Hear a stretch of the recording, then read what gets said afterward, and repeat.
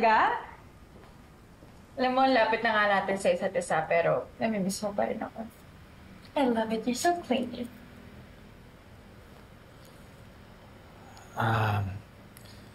Tony, may gusto sana akong sabihin sa'yo. Yes, babe. What's that?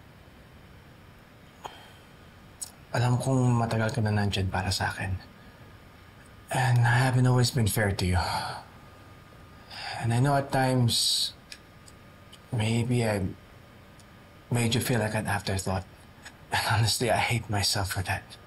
Ronnie, I think you deserve someone better. Someone who can give you everything. Babe, stop, okay? Stop.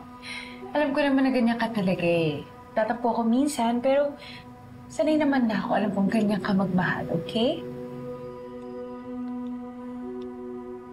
Ronnie, may isang lalaki na magmamahal sa'yo. Na mas mapaparamdam sa'yo na mas importante ka. Na nararapat sa'yo. And? Ayoko nang masaktan ka pang lalo sa akin. Hindi ako lalaki para sa'yo. Gusto ko sanang tapusin ko ano mang meron tayo. That's it? Just like that?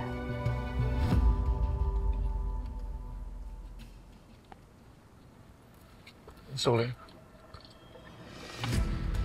Si Carol yun, ah. Hindi ako nagkakamali. Si Carol yun. Langya. Dito ka lang pala nagtatago, Carolina Astor.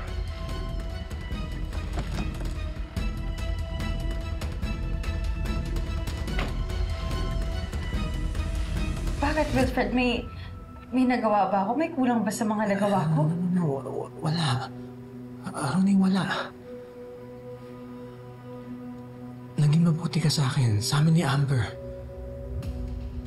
There's nothing wrong with you. Ako may problema. Hindi ko lang talaga kaya suklihan yung pagmamahal na binibigay mo sa akin. I've tried, but I'm sorry. No, Wilfred. You know what? Nagigilty ka lang kasi feeling mo ang laki ng pagkukulang mo sa akin. Pero I promise it's okay with me. Okay lang sa akin lahat ng yun. Trust me, this is just one of those phases, okay? We'll get through it. Everybody goes through rough patches, right? What are you trying to say? I'm saying, kailangan mo lang ng break para makapag-isip. I'll give you space. Okay? I'll give you time.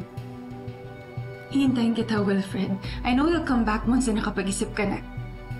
Pag-isipan mo na mabuti lahat ng sinabi ko, okay? But for now, I have to go. And work calls. But I hope to see you soon. Okay?